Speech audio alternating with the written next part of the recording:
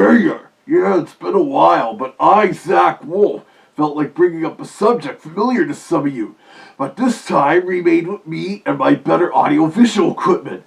And it's because today is the 40th anniversary of the launch of the Golden Book videos. Known for appearing in some of my YouTube poops, and I've also got connections involving Golden Book video killers. It involves this book.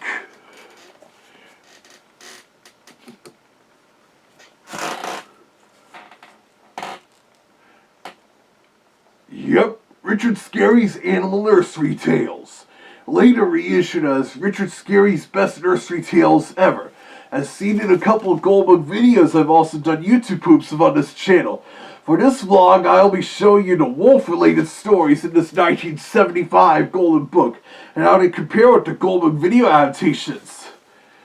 In fact, the first story in this book is a wolf story, albeit one that wasn't adapted into a story in one of those videos. Little Red Riding Hood. First we get the end paper illustrations here. Yep, that's the wolf's nice outfit he wears for the Little Red Riding Hood story.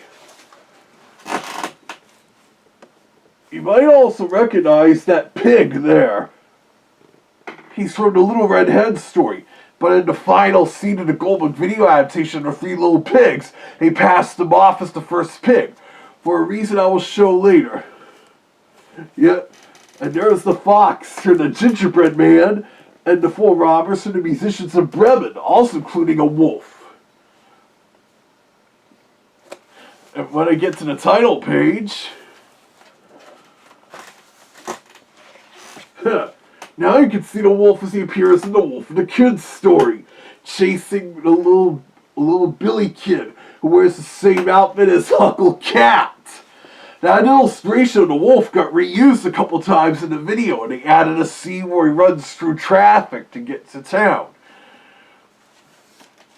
Okay, so the first story here, Little Red Riding Hood, it wasn't adapted to a story on any of those 2 Golden Book videos, but a few elements from it were still used. Little Red Riding Hood looks like Uncle Cat in drag.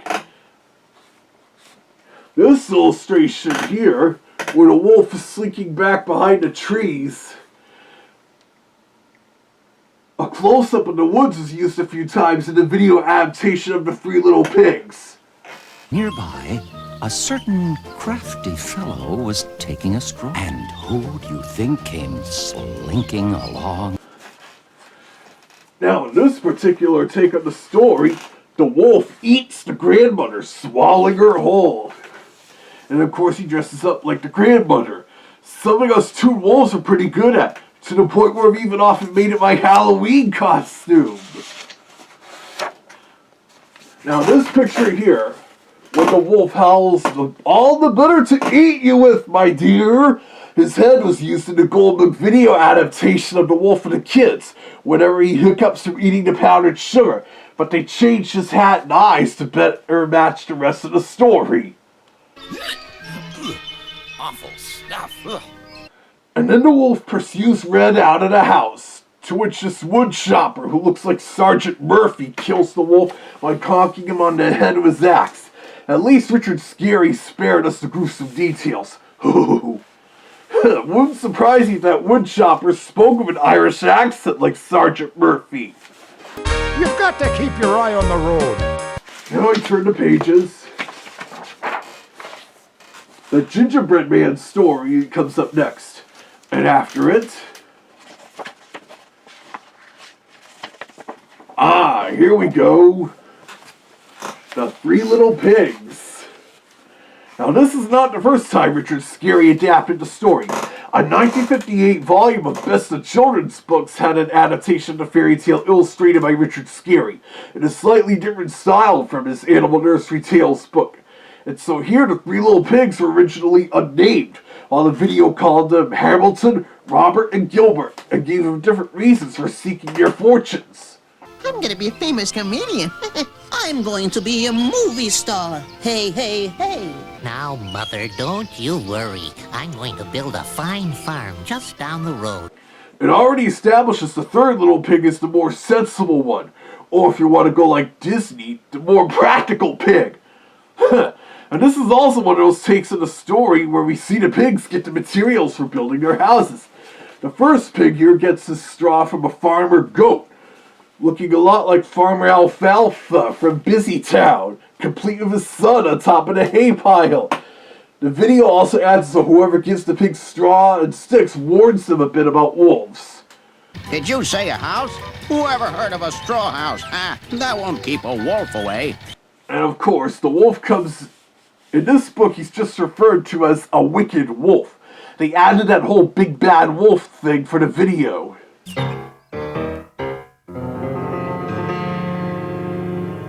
Complete with a song ripping off Disney. We're not afraid of the big bad wolf. He won't scare us at all.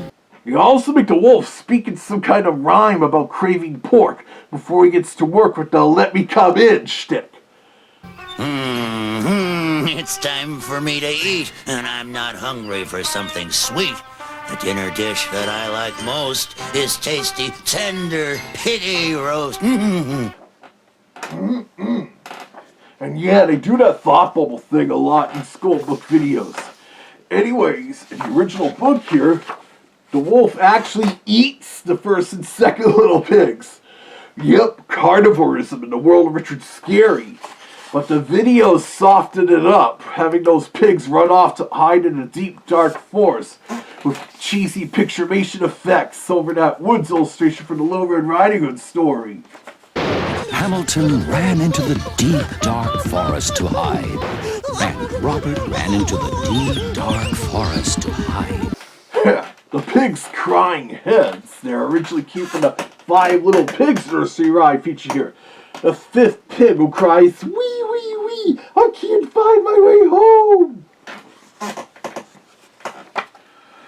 Then this part here, with the brick house, is largely the same.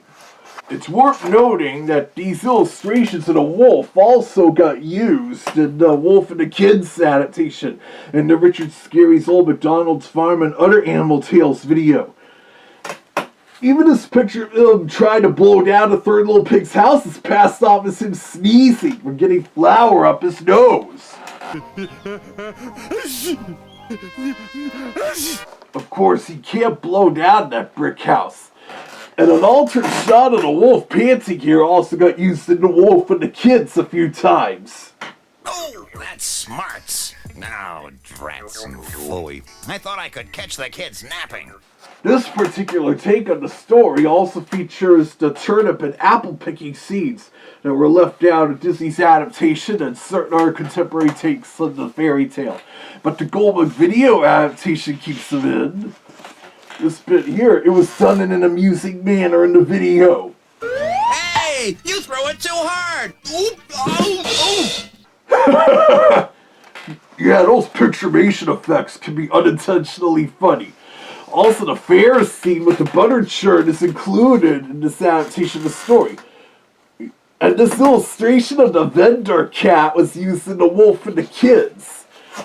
Passed off as a grocery store the wolf takes the powdered sugar from.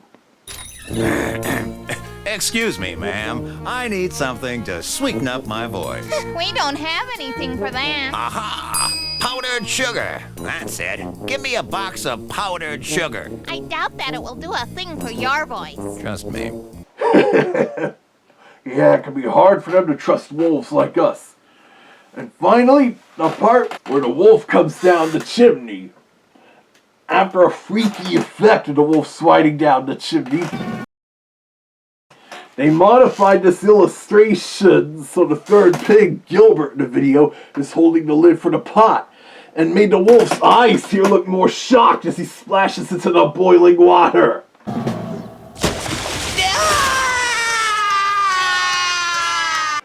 Though at least the wolf doesn't die in the boiling water in this, the way he generally does in the story, including that earlier 1958 adaptation Richard Scarry illustrated.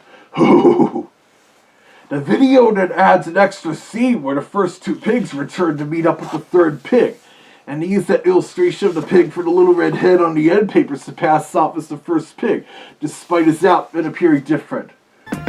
Who's there? It's It's us! Please, Gilbert, can we stay here? The big bad wolf chased us into the deep, dark woods. Ha! Don't worry. You won't hear from him again. Yeah, and that one shot of third pig, they just took the illustration of the first pig at the start of the story and changed the color of his outfit. Then the next story is Goldilocks and the Three Bears, with Goldilocks looking like Huckle's sister, Sally Cat. And then after that is The Wolf and the Kids.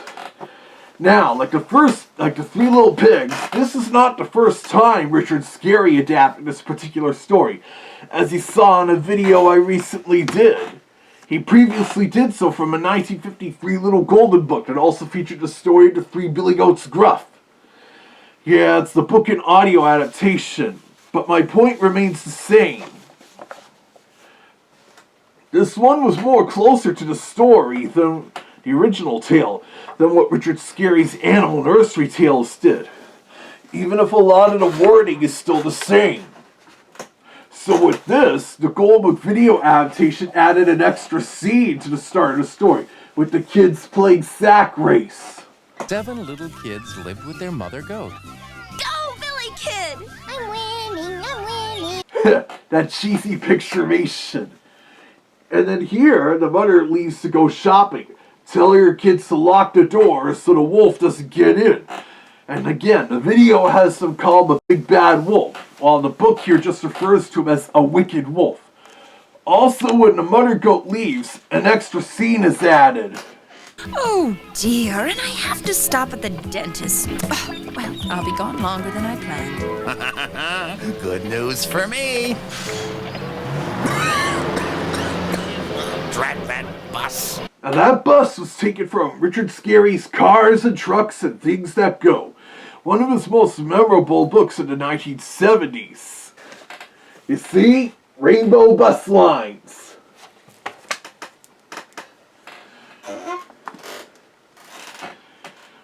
And then after that comes the wolf's first attempt at getting the little goats. But here in this book, there's only an initial attempt, where they notice right away he has a black paw visible on the windowsill. Generally, in most takes of the story, as I've shown you before, the young kids initially know it's really the wolf because he does a lousy job at imitating Mother Goat's voice. So the Goldbook video adaptation adds that bit back in. Let me in, dear kiddies. It's Mother. You don't sound like our mother. I have a sore throat. You're not our mother. Go away, you nasty wolf. Yeah! He's definitely no Mel Blanc. And then the wolf figures he needs something to sweeten up his voice. It varies between different takes of the story. Sometimes he'll use sweet well water, or honey, or sugar, or even powdered chalk. Yuck! So as part of expanding the story, they had the wolf run into town to get something to sweeten up his voice. Watch out, wolf! Get out of my way. Hey, stop blocking traffic. Yep, that was Goldbug making a cameo. The vehicles are also taken from Cars and Trucks and Things That Go, where Goldbug is hiding somewhere on each page in a Where's Waldo fashion. And after that, they added a scene where the wolf ends up stealing a box of powdered sugar from that grocery store that was actually a merchant stand at the Fair and the Three Little Pigs story. And the sugar makes the wolf kind of queasy. Oh, that powdered sugar gave me a tummy ache, but I sound like Mom Goat. Not necessarily. And in the 1953 take of the story, it's honey the wolf uses to sweeten his throat. But I guess Goldbook Video thought it'd be funnier if the wolf would hiccup the sugar like that. Then after that, this is where the 7 kids see the black paw on the windowsill, pointing out that their mother's paw is white, adding a bit where they close the window on his paw. Ouch! Oh! Oh, they're such mean little kids. Yeah, and like in most takes of the story, the wolf needs to find a way to make his paws white. Of course, I wear white gloves, standard classic cartoon Big Bad Wolf attire. But Richard Scarry wolves are a different story. So what does he do? Instead of getting white gloves or something similar, he goes to a baker and says, "Cover my paws with white flour or I will eat you up." And especially since he's a pig, this poor baker is very frightened, even though he doesn't look it here. Apparently the crude imagination noticed this, so they modified the illustration accordingly. Tell you what, you cover my paws with your white flour, Yes? and then I won't eat you up! Okay. That nasty wolf won't get away with stealing my flour. Yeah, in the 1953 Little Gold Book, the baker is a human, but the wolf still threatens to eat him up. The video then adds an extra scene already played for you where he hiccups for the powdered sugar again and lets out another sneeze. Then here the wolf goes back to the cozy house, puts his white paw on the windowsill, and says, "Open the door, my dear children! It is your mother, and I have brought something for each of you." Yeah, in most takes of the story, the wolf makes up that Mother Goat is a little present for each of her kids. But the video adaptation kind of removes that. It's your mother! My sweet little kids, please open the door. Hey, look! Mummy's white hooves. Are you sure? This time it is Mummy. Open the door, Franny. In the book, it simplifies the kids' dialogue to just a cheerful, "It's Mother!" only to be terrified by the wicked wolf bounding in. But jeez, I can't believe they fell for his white paws, despite him looking nothing like goat hooves. Also, in other takes of the story, they see the wolf's feet through the bottom of the door, and he has to make those white as well. At least in that Spanish triplets cartoon adapted the story, he had to board with, which physically disguised the wolf as the Mother Goat. It starts out as a magic transformation, complete with changing his voice. But then upon revealing himself to the kids, suddenly it's a rubber mask and hooves of a dress. Talk about inconsistent disguising skills. The age-old mask device? Then here the little goats hide in different places, with the seventh kid, named Billy and wearing an outfit like Uncle Cat's, hiding in the grandfather clock as he does in most takes of the story. And the video adaptation added a bunch of cartoon sound effects to try and make it less intense.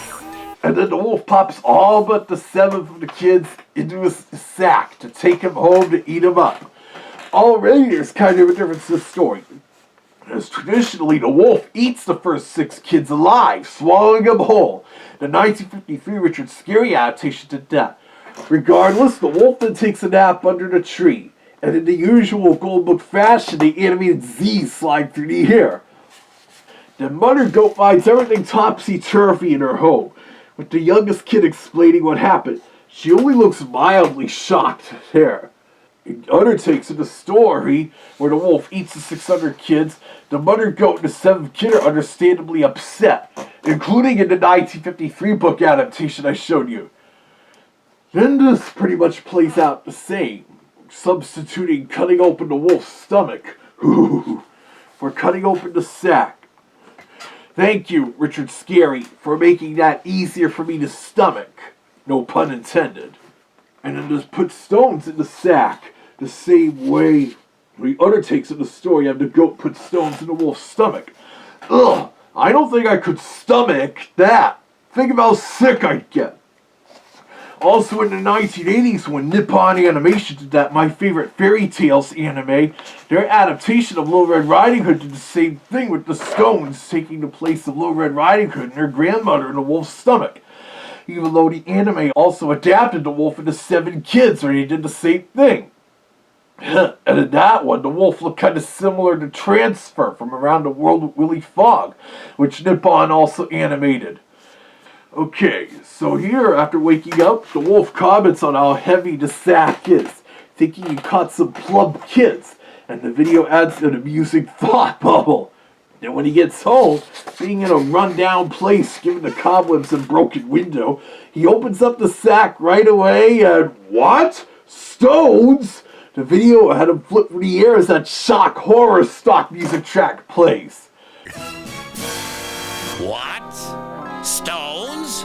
Stones? Where are the little kids? Then here's where things really change. In most takes of the story, the wolf filled with stones goes to get a drink of water, be it from a pond or a river or a well, and the weight of the stones causes him to fall to his demise. But here, the wolf just packs his things, goes home to his mother for supper, and never comes back again. He took the easy way out.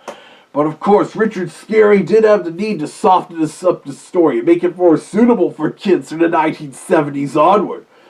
As for the Goldberg video adaptation, after he recaps his misfortunes with the sugar and flour via thought bubbles, a stereotypically Irish police officer comes to the wolf's place. Open up in the name of the law. I know you're in there, big bad wolf. Law? Police? Big bad wolf? No. I mean, yes, Your Honor. Your officer. Sir, I didn't do anything. As long as they're going to have a police dog from another Richard Scarry book, they blew a perfect opportunity to actually use Sergeant Murphy. Then again, I don't know if he actually appeared in any Golden books at the time. He may have only been in Richard Scarry's Random House books back then. Remember, this was before Random House spun out Golden books. Just a minute. I have a warrant here that says you stole some flour and powdered sugar. And what's all this about kids in a sack? Flour? Uh-oh. He's got me now. Gotta ditch these stones. And so it adds an ending similar to traditional takes of the story by having the stones make the wolf fall to his defeat. He tries to throw him down a well, but does a little flip from one last sneeze, and spin falls into the well like a Hanna-Barbera character. Rat that flour! Oh, you're in deep trouble now, Wolfie boy. How am I gonna get out of this pickle? I hope someone managed to get him out. But then again, if that happened, he would have been arrested. Such a pickle indeed. And then the video adaptation concludes with this opening illustration. Modified so they're now outside the cozy little house, with the narrator providing the life lesson that they vowed to never open the door to any strangers again. In the 1953 book adaptation, how they vowed to never open the door to anyone again. Jeez, they really took their security up to 11. I guess they never even invited any visitors over again either.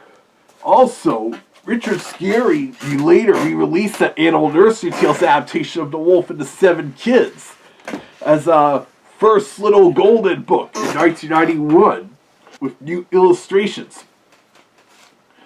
A lot of the staging in these illustrations is very similar, though the little goats in this now have white ears. And the wolf's outfit is also colored differently. These illustrations look more like something you'd expect from the busy world of Richard Scarry. Much of the wording is also nearly the same, even removing the bit with the wolf trying to sweeten up his voice. And that lighter and softer ending with the wolf leaving to go to his mother's for supper. Oh, his own home is even more of a dump than in the Animal Nursery Tales version.